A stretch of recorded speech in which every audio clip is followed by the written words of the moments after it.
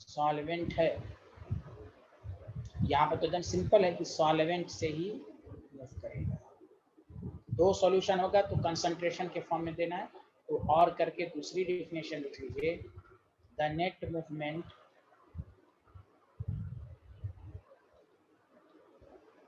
Of solid molecule from pure solvent to the solution।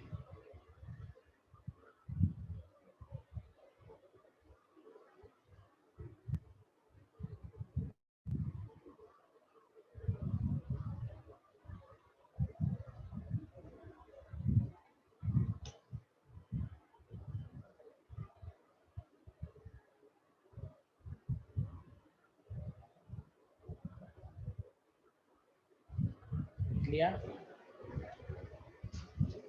एक minute.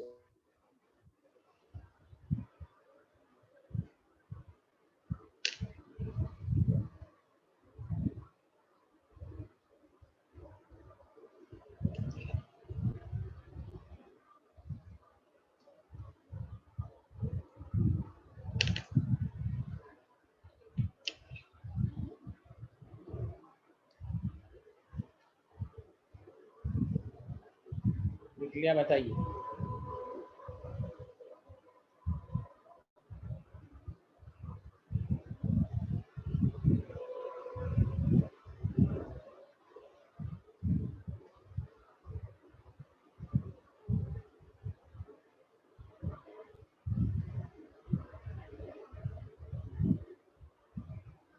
Hello Manas Vinisha, how are you? बढ़िया sir. बढ़िया। कहाँ रहते हैं आप? क्लास रेगुलर नहीं आते हैं। चलिए ये स्क्रीनशॉट लीजिए, पहला है, ले लिया मानस विन? Yes sir. This is second, yes sir. This is third. Osmosis की दो डेफिनेशन पढ़ाया मैंने, आप देखिए और से सुनिए। अब हम बात करेंगे ऑस्मोटिक प्रेशर की, और से सुनिए। अगर आपके पास ये सॉल्यूशन है, प्लीज सुनिएगा अच्छे से, और ये सॉल्वेंट है, कोई बता सकता है कि what is the main principle of osmosis? कब तक होता रहता है? जब तक कंसंट्रेशन बराबर ना हो जाए, कंसंट्रेशन इक्वल ना हो जाए। हाँ, वेरी गुड, कंसंट्रेशन बराबर ना हो जाए। ठीक है, देखिए ये कंसेप्ट सही है, लेकिन इस वाले केस में तो सही नहीं है। कंसंट्रेशन की बात कब होती है? जब सॉल्यूशन होगा। यहाँ तो एक सॉल्वेंट है, एक सॉल्यूशन है, तो यहाँ कंसंट्रेशन कैसे बोल सकते हैं? हाँ, जो आप लाइन बोला वो इसके लिए वैलिड है, तो यहाँ दोनों सॉल्यूशन है, तो यहाँ दोनों कंसंट्रेशन की बात होगी कि नहीं? C1 C2 हो जाएगा तो ऑस्मोसिस स्टॉप हो जाएगा। बोलिए हाँ या ना? Hello everyone. यस। तो आपको देखिए, मैं जो बता रहा हूँ ये तो सब लोग बोलते हैं कंसंट्रेशन से, लेकिन यहाँ तो चलेगा नहीं। कंसंट्रेशन की बात वही होगी जहाँ थोड़ा बहुत सॉल्यूट हो, यहाँ तो प्योर सॉल्वेंट है। और the main principle of osmosis is pressure difference. क्या बोला मैंने? क्या बोला मैंने? प्रेशर। जैसे कोई पूछे, इससे देखिए क्या क्या बहुत सारी चीजें क्लियर होंगी। आपको मैं पढ़ा चुका हूं, किसी भी सॉल्वेंट का प्रेशर ज्यादा होता है एज कंपेयर टू, क्योंकि सॉल्यूशन में सॉल्यूट चला जाता है, तो प्योर सॉल्वेंट का वेपर प्रेशर हमेशा ज्यादा होता है। मान लो इसका 10 atm है और सॉल्यूशन का 6 atm है, बताओ कितने का डिफरेंस है? 4। अगर हम 4 सॉल्यूशन साइड लगा दें पी एक्सटर्नल, तो बताओ सॉल्वेंट की मूवमेंट रुक जाएगी कि नहीं? जल्दी बोलो, जल्दी बोलो।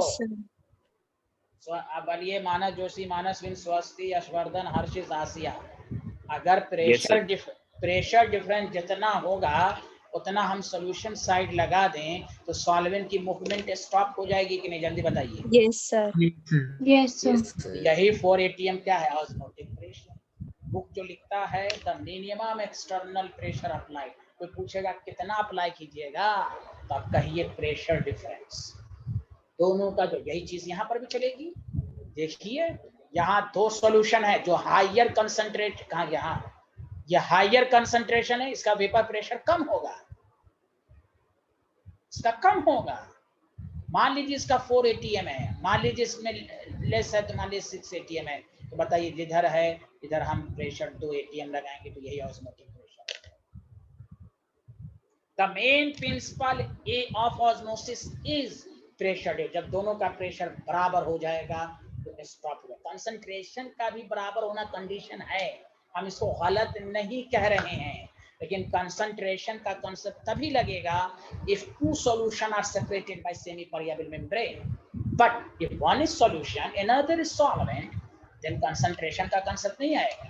तो हमें एक, हाँ ये बायो वाले स्टूडेंट लोग बोलते हैं कंसंट्रेशन का सेम है, दिस इज सही, बट द सही correct concept is the main principle of osmosis is pressure difference. सच सच बताइए क्या आप लोगों को समझ में आया? Yes sir. आप इसलिए ऑस्मोसिस की दूसरी डेफिनेशन भी बोल सकते हैं, the movement of the solvent from higher vapour pressure to the lower vapour pressure through SPM, through SPM, तीसरी डेफिनेशन भी बन सकती है। तो आपको कहना यह है,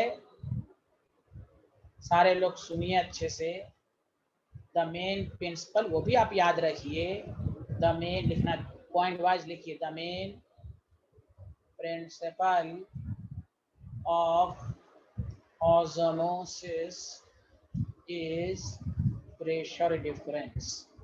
Did you understand everyone? और आप concentration difference भी बोल सकते हैं, the main principle of osmosis is concentration difference भी बोल सकते हैं। अब आइए, क्या मैं आगे बढ़ूं? गवाही दीजिए। Yes, sir. अब देखिए इससे मैं फार्मूला डिराइव कर लेता हूं। अब आप आइए, अब हम ऑस्मोटिक प्रेशर की डेफिनेशन आपको आसानी से समझ आता है, क्योंकि what is the osmotic pressure, असल हमें ऑस्मोटिक प्रेशर पढ़ना है, ऑस्मोसिस भी सिलेबस में है। तो क्या कहेंगे? The minimum external pressure applied on solution side to stop movement of the solvent, to stop osmosis, उसी को हम कहते हैं osmotic pressure. Did you understand everyone? अरे बोलिए ना। Yes, sir. Yes sir. हाँ लिखिए, द मिनिमम एक्सटर्नल प्रेशर applied on solution side to stop osmosis through SPM is called osmotic pressure। Osmotic pressure को हम अब ये किन बातों पर डिपेंड करता है, सारे लोग ध्यान दीजिए। The minimum external pressure applied on solution side to stop osmosis through SPM, to stop movement of the solvent through SPM is called osmotic pressure. इसलिए सारे लोग हाँ या ना?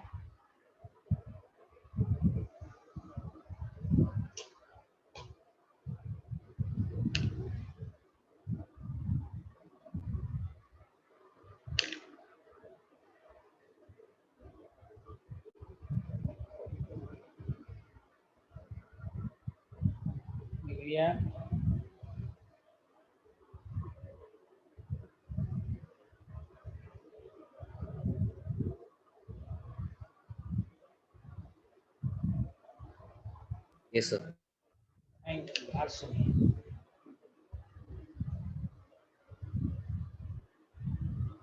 अब गौर से सुनिएगा, प्रेशर डिफरेंस से मैं क्या क्या बातें बताता हूँ। ये आपके पास अभी बताओ, अभी ऑस्मोटिक प्रेशर इसके मुताबिक कितना है? 4 atm है, हाँ या ना? जल्दी बताओ। Yes, sir. ठीक, अब हमने ये कहा इस सॉल्यूशन की कंसंट्रेशन को इंक्रीज करो, सॉल्यूशन की कंसंट्रेशन को इंक्रीज करेंगे तो वेपर प्रेशर और कम हो जाएगा। अरे यार कुछ तो बोल दो। Yes, sir. तो बताओ, और जब कम हो गया तो हमने मान लिया कि कम होके पहले कितना था? 6 था, मान लिया हमने कितना था 6 था ना, हाँ Yes, sir. कम होके आपको आ गया 480। अब बताओ प्रेशर डिफरेंस कितना होगा 6। 618. Yes, sir. इससे क्या साबित हुआ, सॉल्यूशन की कंसंट्रेशन को बढ़ाओ ऑस्मोटिक प्रेशर बढ़ेगा। बोलो ना यार, Yes, sir. जल्दी बताओ। इसलिए देखो प्रेशर डिफरेंस से सारी बात समझ सकते हो। देखो osmotic pressure pi directly proportional to the concentration of solution. कोई क्या कंसंट्रेशन ऑफ सॉल्यूशन बढ़ाने से क्या होगा, तो ये होगा प्रेशर डिफरेंस ज्यादा आ जाएगा। और दूसरा, जहां वेपर प्रेशर की बातें होंगी तो वहां टेम्परेचर की भी बात होगी। बोलिए ना, टेम्परेचर भी बढ़ाओगे तो प्रेशर डिफरेंस ज्यादा होगा। बोलो बोलो बोलो बोलो। यस, एक ही आदमी यस बोल रहे हैं, बाकी सब चुप हैं। अरे मानस जोशी बोलो ना। Yes, जोश है sir. ना, हाँ वेरी गुड। तो दोनों की प्रोपोर्शनलिटी को हटाने के लिए C T pi is equal to C R, this is the formula. और what is the C, C is equal to molarity, समझिए number of moles of solute per unit volume. तो देखो osmotic pressure number of moles of solute पर depend किया, therefore this is colligative properties, this formula is apply और non electrolyte. लेकिन अगर यही electrolyte हो तो pi is equal to I C R T. Did you understand? बोलो भाई। Yes, इसको sir. बोल, हाँ। और जब भी ना याद रहे, ये भी ना याद रहे, तो PV is equal to NRT याद रखो। जो गैस का बिहेवियर है देखो, P is equal to N by V R T, P is equal to C R T. तुम पी का ऑस्मोटिक प्रेशर अगर कभी भूल जाओ फार्मूला, तो PV is equal to NRT याद कर लो। बोलो आर, यहाँ पर वही वैल्यू है, हमेशा आर की वैल्यू 0.082 लेना है। हाँ, इल्ला ये कि कुछ चेंज ना कर दे, लेकिन आपको यही लेना है। Did you understand everyone? Did you understand everyone? Yes, sir. Yes, sir. Pressure difference, pressure difference. चलिए यहाँ से लिखिए। मानस विनशा, आप बताइए आपको आ रहा है कि नहीं scientist? Manas Vinsha, can you hear me? Yes sir, आ रहा है। Thank you very much. Regular रहिए मेरे। आप देखिए, Sunday is the last class of this chapter. Sunday में इसलिए ले रहा हूँ, तो उस दिन बहुत अच्छी अच्छी बात मैं बताऊंगा इस चैप्टर का। हैप्पी एंडिंग होगी। कौन सी एंडिंग होगी? अरे बोलिए Happy ना। ending. Happy ending. Happy ending. Happy ending, हाँ हैप्पी एंडिंग होगी। उसके बाद फिर बड़ा चैप्टर इलेक्ट्रोकेमिस्ट्री शुरू करेंगे, उसमें भी बहुत मजा आएगा। इसीलिए देखिए पढ़ते रहिए पर डे। और इसका 2 क्लास एक्स्ट्रा लगाएंगे क्वेश्चन डिस्कशन।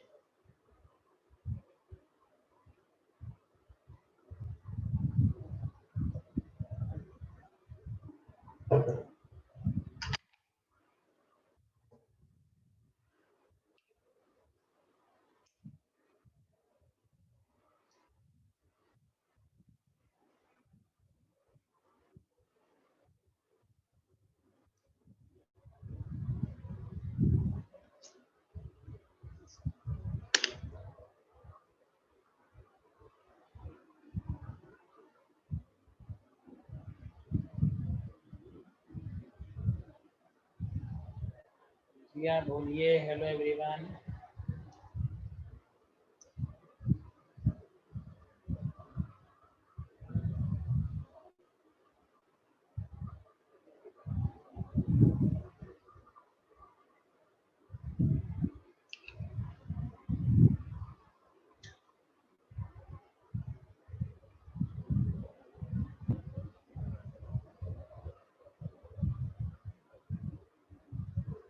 हाँ लिख लिया साइंटिस्ट, कुछ तो बोलिए। Yes, sir.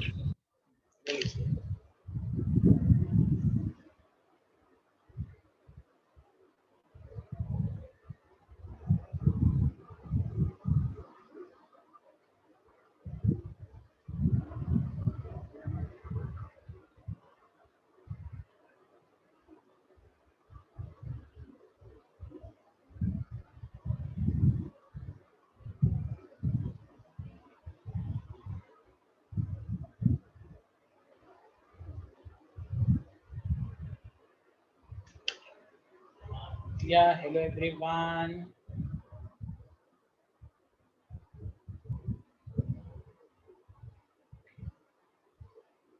Yes, sir.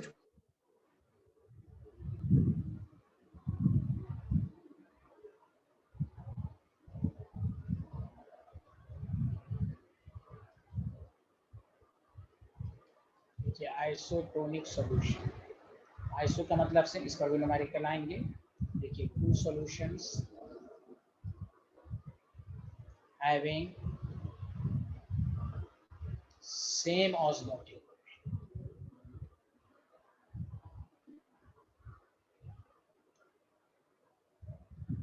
at a given temperature, मतलब कांस्टेंट टेम्परेचर।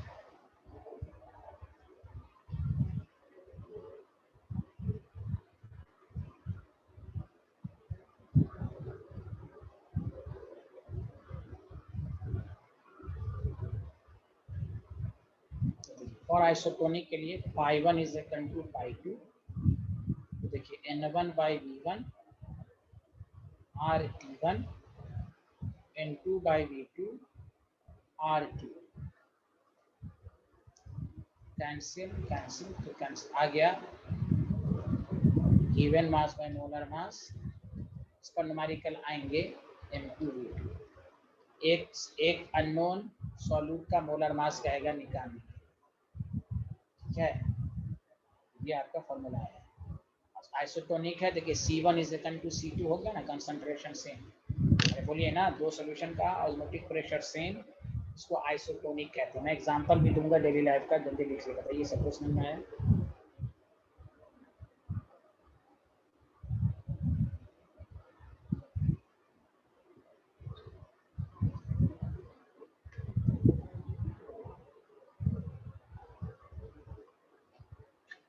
आइसोटोनिक का मतलब दो सॉल्यूशन का ऑस्मोटिक प्रेशर सेम होगा अगर गिवन टेम्परेचर, तो यह आइसोटोनिक है।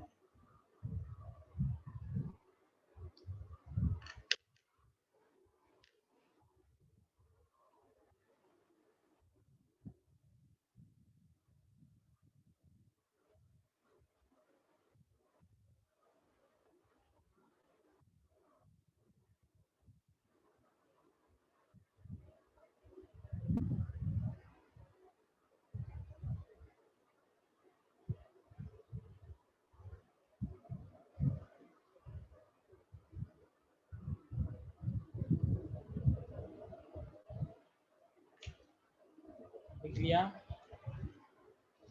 Yes, sir. अच्छा सुनिए, आइसोटोनिक के लिए गौर से सुनिए अच्छे से, इधर सुनिए।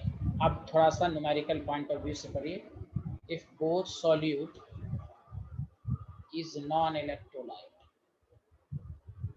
ये जो बुक फार्मूला लिखता है ना non electrolyte, phi1 is equal to phi2 आप करेंगे और इसी को सॉल्व करके आएगा n1 by v1 is equal to n2 by, ठीक है। अगर इफ वन सॉल्यूट, सुनिए अच्छे से, वन सॉल्यूट इज इलेक्ट्रोलाइट और सॉल्यूशन कह रहा है आइसोटोनिक है, अब यहाँ पर देखिए कैसे कीजिएगा। तो जो आइसोटोनिक है उसके जिसमें इलेक्ट्रोलाइट है उसमें आई मल्टीप्लाइड करके बराबर कीजिएगा, ये भी आइसोटोनिक है। ये जो बुक लिखता है ये दोनों इलेक्ट्रोलाइट है। तीसरा क्वेश्चन बन सकता है if both solute is electrolyte, तो आपसे सारा न्यूमेरिकल हो जाएगा, हम सबको न्यूमेरिकल बनाएंगे। और सॉल्यूशन आइसोटोनिक है जहाँ पर जो होगा I1 phi1 I2 phi2, ये बराबर इस तरह बराबर करके सॉल्व करेंगे क्वेश्चन। बताइए इसका कंक्लूजन सबको समझ में आया? हाँ या ना, जल्दी बता दो। Hello everyone. Yes, sir. तो अब तुमसे कोई भी टफ क्वेश्चन बन जाएगा। phi1 is equal to phi2 ये सही है, लेकिन जब दोनों सॉल्यूट नॉन इलेक्ट्रोलाइट होता है तभी phi1 is equal to phi2 होता है। अगर एक सॉल्यूट इलेक्ट्रोलाइट और सॉल्यूशन कह रहा है आइसोटोनिक है, तो phi1 is equal to I, जिसमें इलेक्ट्रोलाइट है उसके साथ I निकालो। I निकालने का तरीका इसलिए पहले पढ़ा दिया गया, quantum factor.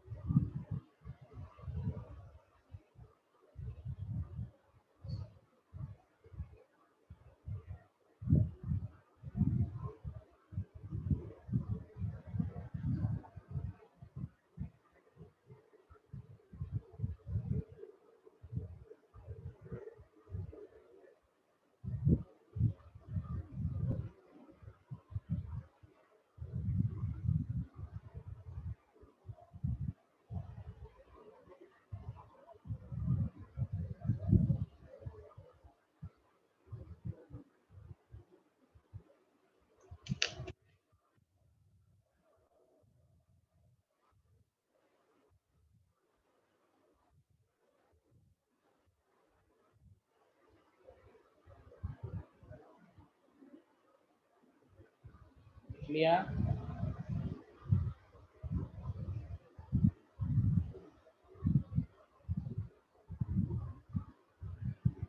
Yes, sir.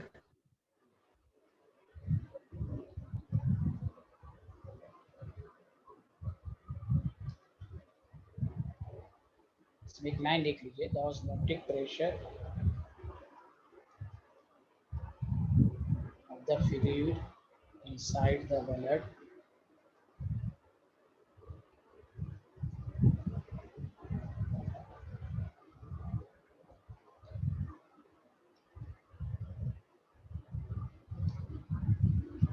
Data याद रखिए, equal to 0.9% W by V NaCl solution. NaCl solution को इसी को कहते हैं normal saline solution. Normal saline solution को कहते हैं। इसलिए देखिए, इसलिए जो भी हमको इंजेक्शन दिया जाता है, कोई भी फ्लूइड हमारे बॉडी में आता है, उसका ऑस्मोटिक प्रेशर जो है 0.9 के बराबर होना चाहिए, नहीं इससे ज़्यादा नहीं इससे कम। It means both are isotonic to each other. It means both are isotonic. Fluid का, ब्लड के अंदर जो फ्लूइड का ऑस्मोटिक प्रेशर है वो किसके बराबर होना चाहिए बताओ? Normal saline solution. उसमें ये डाटा याद रखना है। अरे कोई बोल ही नहीं रहा हो यार, कुछ तो बोल दो। Yes, sir. Yes, sir. To which it is safe, इसीलिए it is safe to inject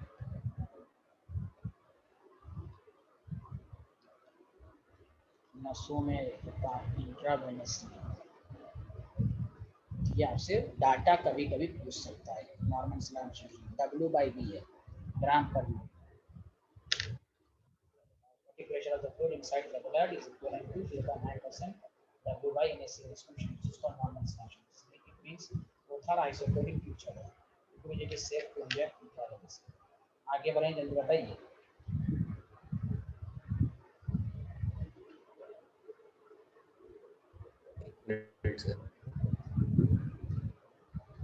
second point ये है कि अगर एक सॉल्यूशन का ऑस्मोटिक प्रेशर π1,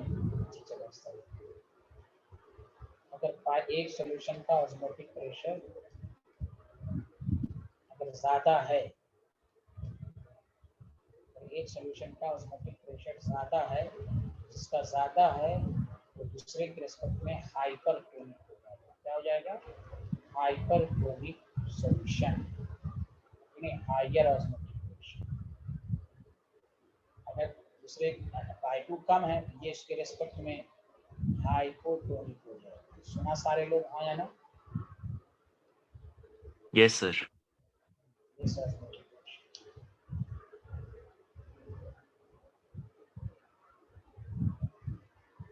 वही है, कोई क्या 0.9 पर, अगर जो आप ब्लड का जो कंसंट्रेशन है अगर 0.9% से ज़्यादा हो जाएगा तो वो स्वेल कर जाएगा, समझा कि नहीं? और कम होगा तो श्रिंक कर जाएगा। दोनों केसेस में आपको डेंजर होगा। इसलिए अच्छा चलिए,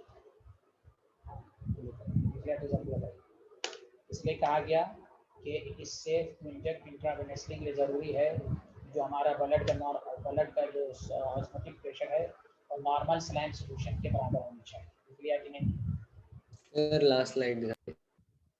लास्ट दिखा दीजिए।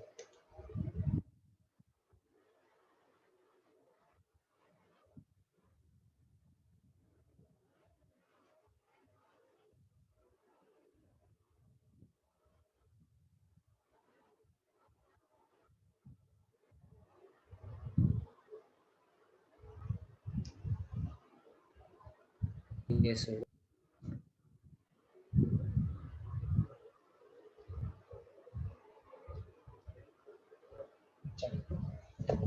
अब हम आपको क्वेश्चन नंबर 1, बहुत आसान question. Question number, calculate the osmotic pressure of solution containing 3% glucose at 27 degree Celsius. बहुत आसान क्वेश्चन से मैं शुरुआत कर रहा हूँ।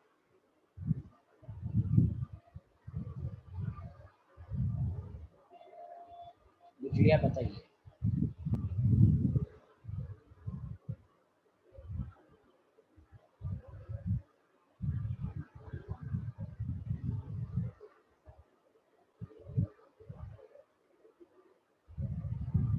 क्या बताइए? ग्लूकोज नॉन इलेक्ट्रोलाइट है, डायरेक्ट हम इस्तेमाल कर देंगे pi is equal to CRT। C का मतलब number of moles of volume, RT। अच्छा, ये बात याद रखना, ऑस्मोटिक प्रेशर के न्यूमेरिकल में परसेंटेज ऑफ एक्स जब दिया रहे, सुनो अच्छे से, और कुछ लिखा ना रहे तो ये हमेशा W/V कंसीडर करो। मतलब ये कि 3 gram of solute present in 100 ml of solution. ml 1000 से डिवाइड किया 1000 होगा, 0.0821 इंटू 300। ये आपको करना याद रखिए। जब कुछ लिख दे तो अच्छी बात, जब नहीं लिखा रहे तो W/V ही कंसीडर करेंगे। सुना सारे लोग? हाँ या ना? Yes, sir.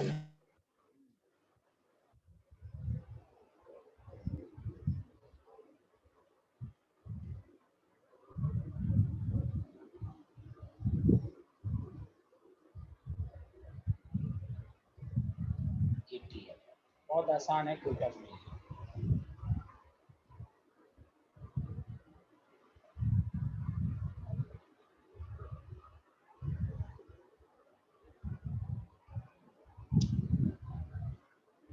सबको समझ में आ गया? आसिया, समझ में आ रहा है आपको? और वो पूरा हमने वो bill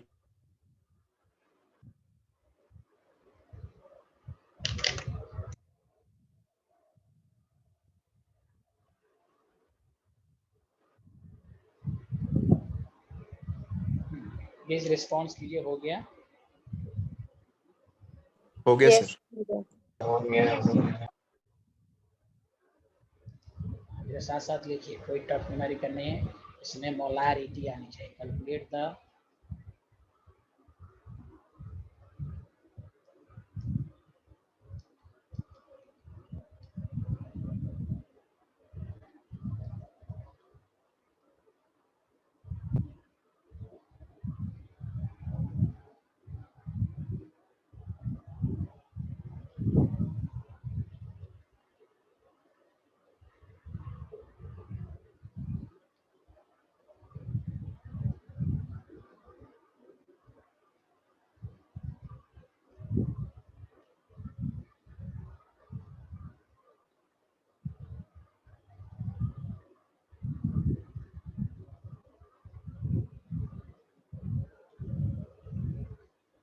osmotic pressure 25 kg of 2 liter water, 27 osmotic pressure।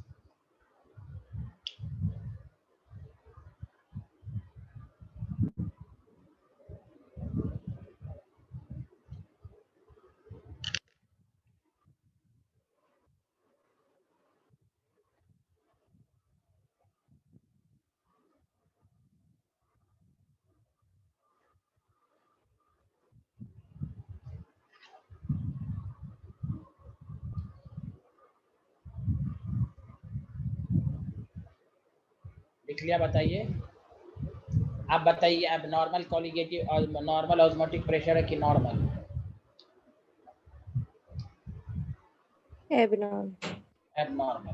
Completely dissociated है तो आई, और जब कंप्लीटली डिसोसिएटेड होता है तो K2SO4। अगर स्कूल के एग्जाम में होगा तो आप पूरा इस तरह ब्रेक करके दिखाएंगे, समझा? 1 0 0 1 माइनस अल्फा 2 अल्फा अल्फा, तो I is equal to 1 minus alpha plus 2 alpha by 1। Cancel I is equal to 1 plus 2 alpha, alpha 100% जो मैंने बताया था 100 कंप्लीशन में रहेगा तो डायरेक्ट I3 लो, मैंने प्रूव करके दिखा दिया NB/V/RT। अब कुछ है ही नहीं है, वैल्यू प्रूव कर दिया। 3 है given mass by molar mass, minus milligram को ग्राम में करो तो 78, सल्फर का 32 64, 176 है, वॉल्यूम 2 है, 0.081 है, टेम्परेचर 300, इसको सॉल्व करके लिख लेंगे।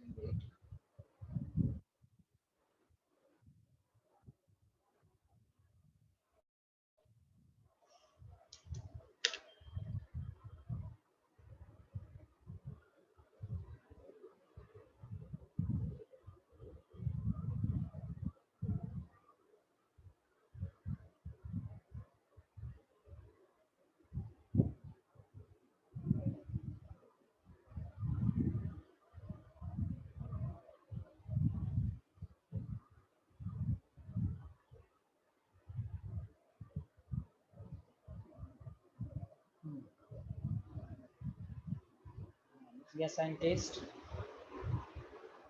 हेलो एवरीवन, लिख लिया? Yes, sir. Yes, sir. छोटे छोटे क्वेश्चन कर रहे हैं। First question, calculate the osmotic pressure of AC molar solution of K4Fe CN6 at 25 degrees Celsius if it is 90% dissociated. Again abnormal colligative properties है, हाँ या ना? Yes, sir. पहले आई निकाल लीजिए, डायरेक्ट निकाल लीजिए, अल्फा सारे लोग मिलके बोलो कि इसमें कितने पार्टिकल हैं? K4Fe में कितने 5. पार्टिकल? 5। वेरी गुड, 4 और 1 5। सबको समझ में आ रहा है कि नहीं? हाँ सर। हाँ, बस अब कुछ है ही नहीं है। मैंने क्या कहा, AC मोलर सॉल्यूशन का मतलब हुआ 0.1, 0.0821 एंड 298। ये सब 11th में बताया गया था। सेमी मोलर याद है आपको? 1/2m। AC molar 1/10m। पेंटी मोलर 1/5m। सर आपने मोलर लिख दिया वो।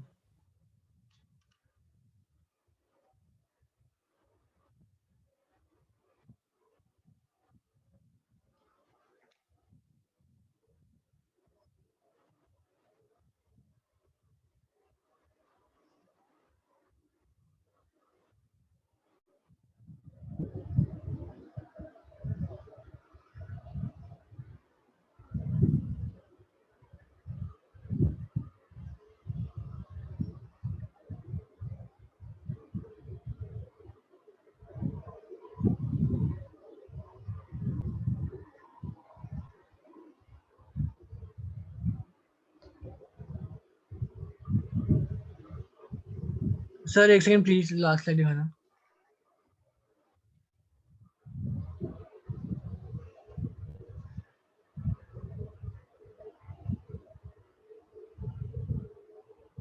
Okay sir. जब हो जाए तो बताइएगा। चलिए, एक सॉल्यूशन, एक क्वेश्चन आपको देता हूँ, आप अपने से बनाइए, मैं ऑप्शन भी दूंगा।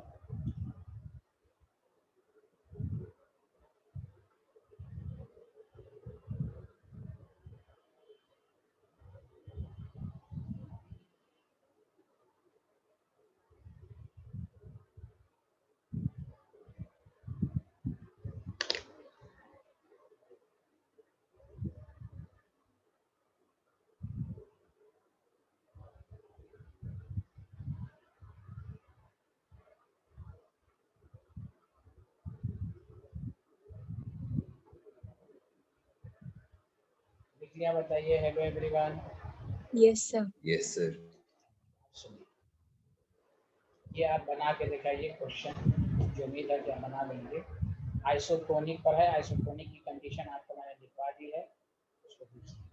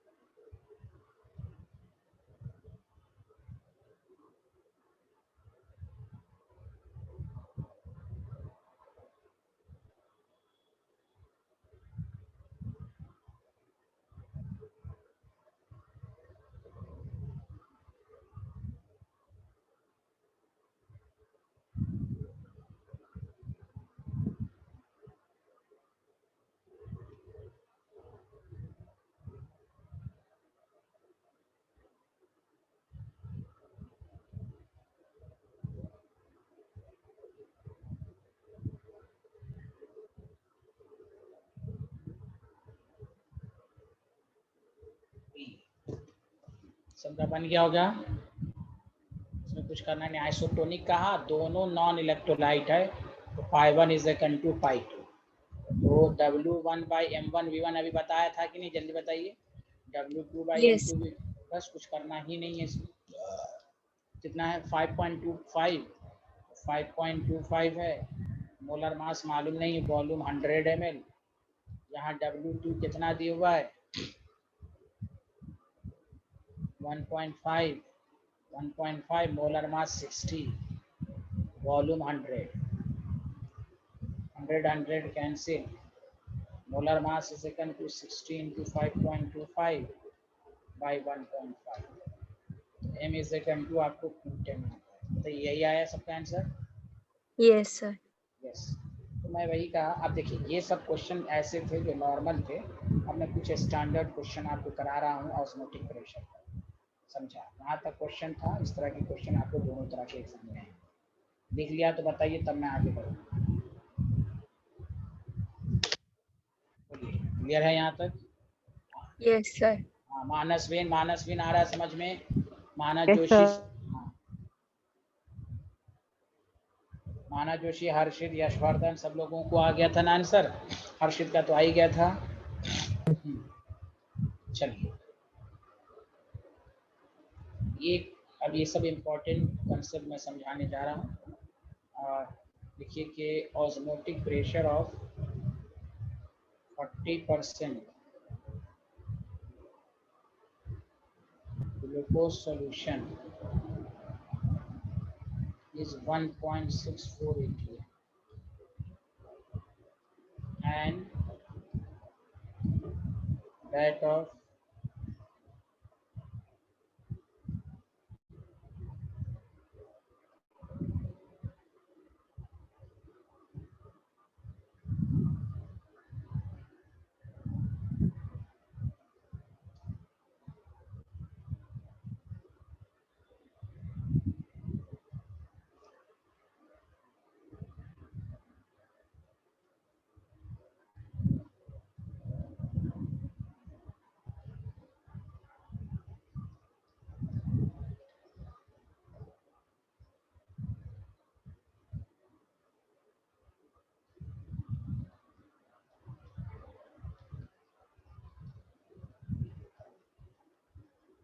मैं खुद करूँगा। एक नया टाइप का question osmotic pressure 1.64 and data 3 sugar is 4.6। तो दो सॉल्यूशन को मिक्स करने पर रिजल्टिंग सॉल्यूशन की आपको ऑस्मोटिक प्रेशर कह रहा है। ये तो समझ में आया? दो सॉल्यूशन को मिक्स करने पर रिजल्टिंग सॉल्यूशन का ऑस्मोटिक प्रेशर कैसे निकालेंगे? Do you understand everyone? Yes, sir. Yes, sir. हाँ, सुनिए, ये अब देखिए, ध्यान दीजिएगा अच्छे से। मान लीजिए ये एक सॉल्यूशन है जिसका ऑस्मोटिक प्रेशर π1 है, वॉल्यूम V1 है। अनदर सॉल्यूशन है π2 है, V2। दोनों को मिक्स करके फाइनल सॉल्यूशन बनाया, रिजल्टेंट दिया है। क्या आपको 11th में नहीं पढ़ाया था कि बताइएगा कि बिफोर मिक्सिंग जो number of moles of solute होंगे वो आफ्टर मिक्सिंग बराबर होंगे कि number of moles of Yes, solute before mixing? अब ये नया टाइप का number of moles of solute after the mixing, after the mixing. अब बताइए क्या कहते हैं इसको? ऑस्मोटिक प्रेशर NB/VRT होता है, ध्यान दीजिएगा। तो NB is equal to πV/RT हो जाएगा। बोलिए हाँ या ना? yes, sir. तो बस π1/V1/RT, π2/V2/RT should be is equal to πR/VR/RT, RT cancel. जिस तरह हम पढ़ते हैं, दिस इज द नया फॉर्मूला। π1V1 जैसे M1V1 बोलते हैं, M1V1, उसी तरह यहाँ बोलेंगे π2V2 is equal to πR/VR। Did you understand? This is the formula where VR is equal to V1 plus V2। अब आओ अब इस न्यूमेरिकल पर πR रिजल्टेंट ऑस्मोटिक प्रेशर क्या होगा इस क्वेश्चन का, या यहीं पर बना देते हैं πR। अच्छा चलो आगे। 40% ये सब मीडिया को दिखाने के लिए कहाँ गया? π1 कितना है यार? 1.64 equal volume V, 4.6 equal volume V divided by QV। This is आसान 4.6 by 2 से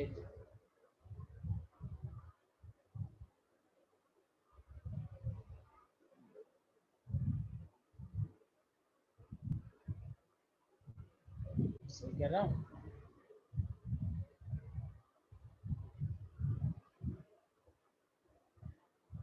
ये होगा? हेलो एवरीवन, चेक कर लो यही होगा कि नहीं, जल्दी बताओ। सबको समझ में आया? दो सॉल्यूशन को मिक्स करके कैसे हम निकालते हैं? अरे बोलिए ना। Yes, sir. आया. Yes, sir. सर वो क्वेश्चन निकाल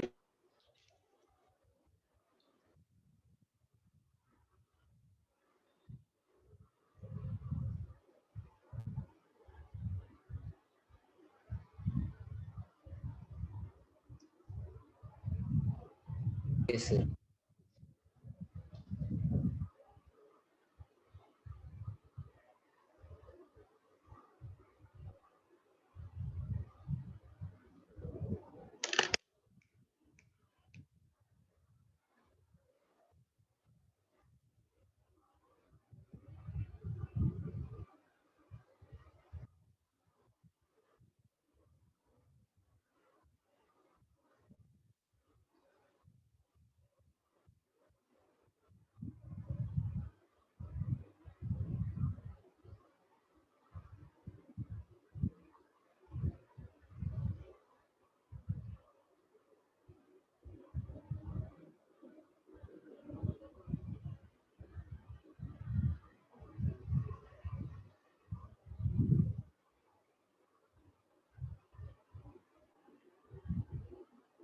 हाँ बोलिए, लिख लिया?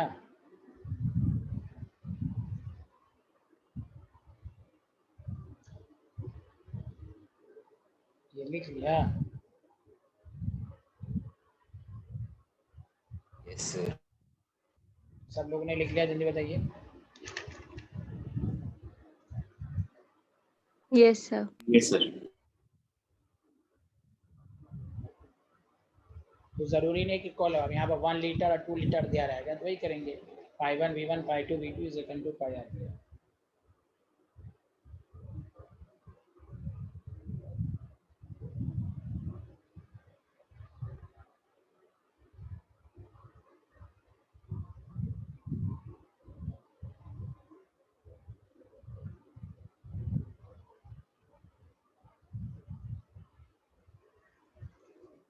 सबको समझ में ऑस्मोटिक प्रेशर?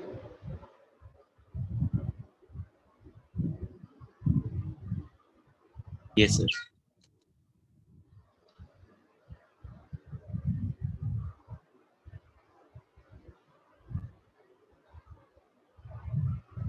अब देखिए, आपको मैंने बताया था आयनिक इक्विलिब्रियम वाली बात।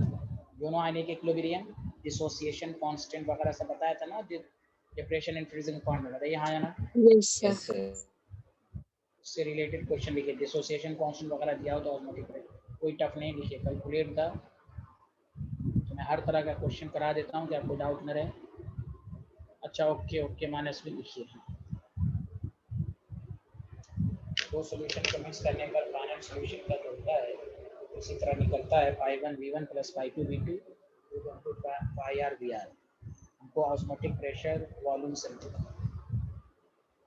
लिख लिया माइनस विन?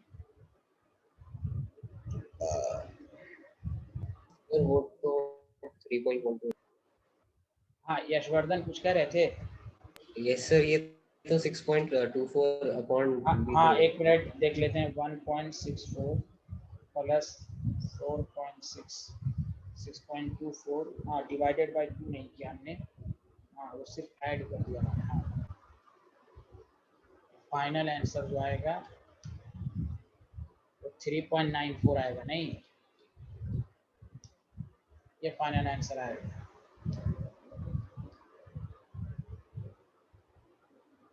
यही कहना चाह रहे थे आप? सर 3.12 आएगा। Yes sir. 3.12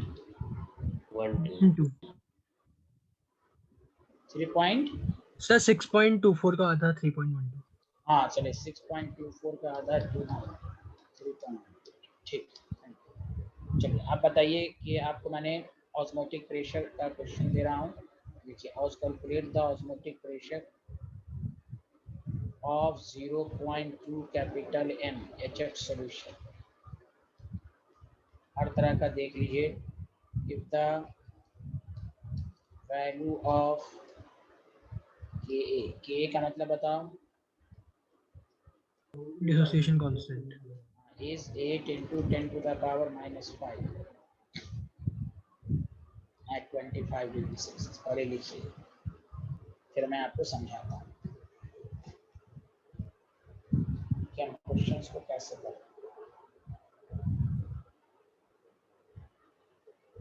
इसके बाद एक क्वेश्चन और करेंगे, फिर हम नई बात बताएंगे। एक क्वेश्चन इसके बाद और ऑस्मोटिक प्रेशर की सारे पॉइंट सब हो जाएंगे।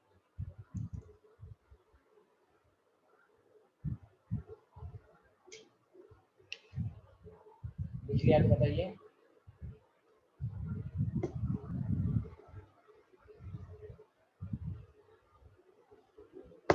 देखिए, जब भी ऑस्मोटिक प्रेशर कहेगा तो हमारे पास ये होना चाहिए कि नॉर्मल है या नॉर्मल है, तो पाई से to I C R T हम इसका मतलब। सारे लोग ध्यान दें। अब हमें आई मालूम नहीं है, आई मालूम होने के लिए अल्फा मालूम होना चाहिए। तो देखिए, dissociation constant C alpha square by 1 minus alpha होता है। हम इसको ये भी लिख सकते हैं सी अल्फा स्क्वायर। तो alpha is equal to K A into के ए बाई सी। आयनिक इक्विलिब्रियम को इस चैप्टर में इंट्रोड्यूस करेगा।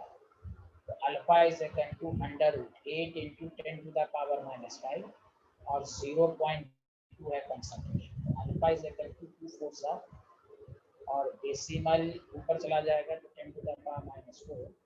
Alpha is equal to 2 into 10 to the power minus 2 0.0। अब हमें आई निकालना है। तो I is equal to 1 plus alpha N minus. H x में दो पार्टिकल हैं, एच प्लस और X minus. I is equal to 1 plus alpha 0.02 2 minus 1। I is equal to 1.0 plus. तो pi is equal to I C R T से 1.0। बस यही आई निकालने के लिए आपको अल्फा नहीं मालूम था, डिसोसिएशन कांस्टेंट दिया। डिसोसिएशन कांस्टेंट से अल्फा निकाल लिया। अब ये तो 0.2 एम दिया ही हुआ है, 0.2। आर की वैल्यू 0.08 होती ही है। टेम्परेचर 298। बताइए, सबको समझ में आया? हाँ या ना? जब आपको सब कुछ रिलेट करने आता रहेगा तो आपको आसान लगेगा कि हमें अल्फा मालूम नहीं है, ये बी कैसी है।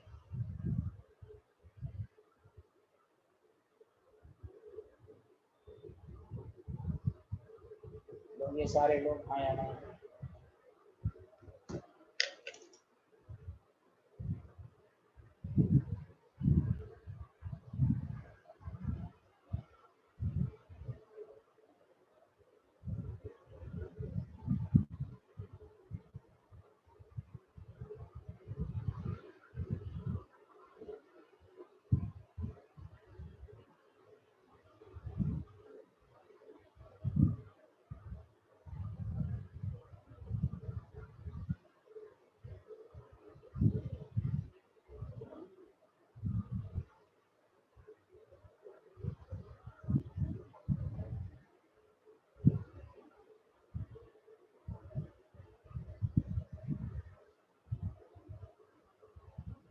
क्या एवरीवन? Yes, sir. कंसेप्ट समझ में आया? जल्दी बताइए। Yes, sir. Okay, thank you.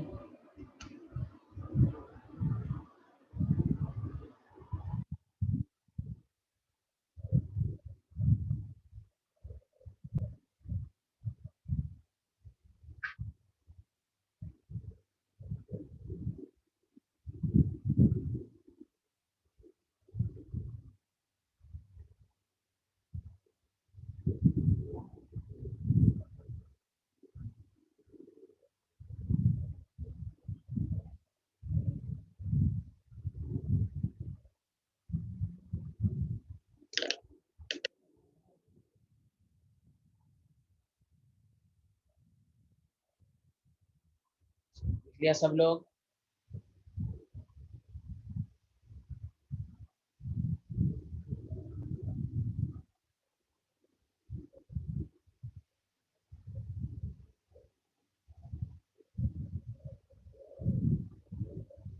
Done, sir. देखिए मेन सारे पॉइंट्स तो खत्म हो गए, लेकिन इस चैप्टर पे कुछ क्वेश्चंस को करने के लिए टॉपिक डालिए इम्पोर्टेंट पॉइंट। ये पहला पॉइंट लिखिए फॉर द, अब इस पे सारे बहुत सारे ऑब्जेक्टिव होंगे और आपको स्कूल में भी इस तरह क्वेश्चन आएंगे। For the same concentration of different substance,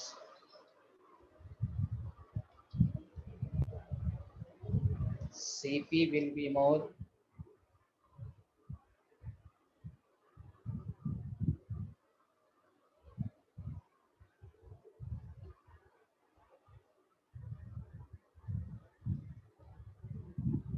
with more number of particles।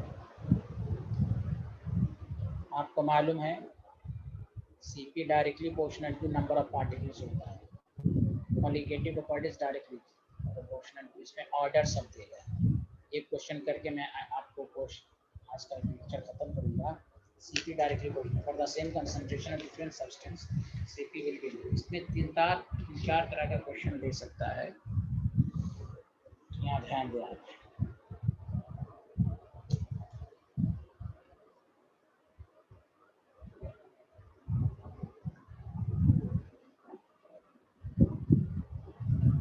लिख लिया आपने? Yes, sir. जैसे देखिए इस पर क्या क्वेश्चन देगा। पहली बात एग्जाम्पल फर्स्ट आपको दे देगा 1m ग्लूकोज है, सारे लोग सुनिए,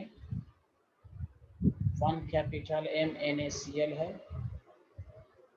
1 कैपिटल M K2SO4 है, 1 कैपिटल M, एक क्वेश्चन के जरिए समझिए आप सारे इसको पॉइंट्स। अब देखिए आपको कुछ भी कहे कॉलिगेटिव प्रॉपर्टीज नहीं, सबकी कंसेंट्रेशन। पहली बात क्या क्या इस तरह के क्वेश्चन में आपको मालूम है कॉलिगेटिव प्रॉपर्टीज किसके लिए वैलिड है? डाइल्यूट सॉल्यूशन के लिए। डाइल्यूट सॉल्यूशन में मोलारिटी की वैल्यू मोलालिटी के बराबर, चाहे या मोलारिटी दिया रहे या मोलालिटी दिया रहे, आपको कंफ्यूज नहीं होना है, पहली बात। दूसरी बात, जब अल्फा इज नॉट गिवन, इस तरह के क्वेश्चन में alpha is not given, then आपको 100% अज्यूम करना है, 100% अज्यूम। जब भी ऑर्डर की बात आएगी, हाँ कहीं पर वो लिख दे 10%, 20%, तो वो अलग बात है। तो अब बताओ 1m है तो इसमें नंबर ऑफ पार्टिकल्स 1 होगा, इसमें नंबर ऑफ पार्टिकल देखो अंदर जाकर 2 पार्टिकल दे देगा, यहाँ 2 और 2 3 हो जाएगा, और यहाँ पर 3 to 5 हो जाएगा। Did you understand? Yes, sir. अब सुनिए, तो कॉलिगेटिव प्रॉपर्टीज में चाहे आपको रिलेटिव लोअरिंग वेपर प्रेशर का ऑर्डर पूछे, डेल्टा टीबी का ऑर्डर पूछे, डेल्टा टीएफ का ऑर्डर पूछे, ऑस्मोटिक, ये चारों कॉलिगेटिव प्रॉपर्टीज है। हाँ या ना, जल्दी बताओ सारे लोग। Yes, sir. Yes, sir. हाँ, तो चारों कॉलिगेटिव प्रॉपर्टीज नंबर्स पर डिपेंड करेगा, सबसे ज्यादा डी, फिर सी, फिर डी, फिर ई। अब एग्जाम में चारों का तो ऑर्डर एक साथ नहीं पूछे, चारों में से किसी का भी ऑर्डर पूछे, ये सब कॉलिगेटिव प्रॉपर्टी। अब चारों के अलावा और क्या क्या पूछ सकता है? दूसरा, ऑर्डर ऑफ बॉइलिंग पॉइंट। हम बॉइलिंग पॉइंट का आंसर देंगे कि जितना नंबर्स बढ़ेगा तो बॉइलिंग पॉइंट बढ़ेगा। तो बॉइलिंग पॉइंट कॉलिगेटिव प्रॉपर्टीज नहीं है, लेकिन आंसर देने का तरीका ये है बेसिकली कि हम इससे कह सकते हैं ना कि जितना पार्टिकल बढ़ेगा तो बॉइलिंग पॉइंट बढ़ेगा। तो उसको कहते हैं, लैंग्वेज में कहते हैं एलिवेशन इन बॉइलिंग पॉइंट। तो उसको ना लेकर आप बॉइलिंग पॉइंट का ऑर्डर ले सकते हैं। इसका भी आंसर वही होगा, DCB है। बोलो हाँ या ना, जल्दी बोलो, अरे बोलो। Yes, sir. अगर आपको ऑर्डर ऑफ फ्रीजिंग पॉइंट कहे तो freezing point number of particle, जितना नंबर ऑफ पार्टिकल्स बढ़ेगा तो फ्रीजिंग पॉइंट घटेगा। तो freezing point inversely proportional to number of particles. हाँ देखो, delta TF colligative property, delta TF depression in freezing, सबसे ज्यादा किसका कम? तो जो जितना नंबर ऑफ पार्टिकल, यहाँ पर डिप्रेशन नहीं पूछ रहा, फ्रीजिंग पॉइंट पूछ रहा है, तो हो जाएगा A, फिर B, फिर C, फिर D। 7वां ऑर्डर पूछ सकता है, ऑर्डर ऑफ वेपर प्रेशर। जितना नंबर ऑफ पार्टिकल्स बढ़ेगा वेपर प्रेशर कम होगा। इस वेपर प्रेशर का भी ऑर्डर चेक करना है, तो नंबर ऑफ सॉल्यूट पार्टिकल के इनवर्सली A से B, C। इससे ये साबित हुआ कि बॉइलिंग डेल्टा टीबी का जो ऑर्डर होगा वही ऑर्डर बॉइलिंग पॉइंट का होगा, लेकिन डेल्टा TF ऑस्मोटिक और रिलेटिव लोअरिंग वेपर प्रेशर का ऑर्डर दोनों का उल्टा उल्टा है, क्योंकि यहाँ वेपर प्रेशर पूछ रहा है, यहाँ रिलेटिव लोअरिंग पूछ रहा है। बताओ सबको समझ में? 7 ऑर्डर में से कोई भी ऑर्डर पूछ सकता है तुमसे। अरे बोलो, did you understand? Yes, sir. Yes, sir. इसको लिखिए, इसी तरह के क्वेश्चन संडे की क्लास में होंगे। चलिए पहले ये लिख लीजिए यहाँ से।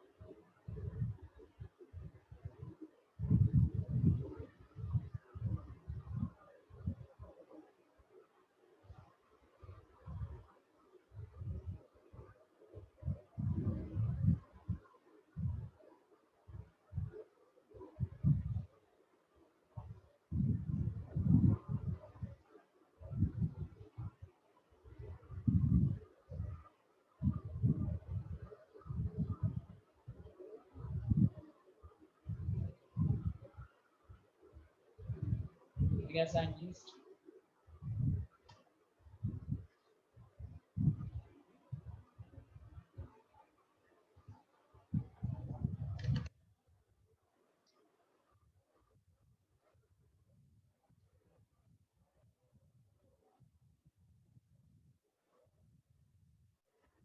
लिया यहाँ तक बताइए। Yes, sir. मानसविन, आसिया, यशवर्धन, हर्षित, मानस जोशी,